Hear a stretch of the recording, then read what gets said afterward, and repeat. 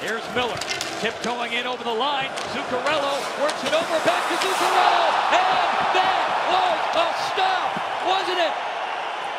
The left pad of Price. Here's Pacioretty. There's Radulov, floats one in wide of the net. Weber coming up after it.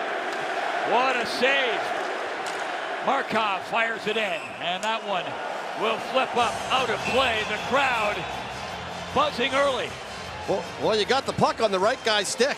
I don't know how he missed it. And that's what really helps to turn the play over. And then it goes over to Zuccarello.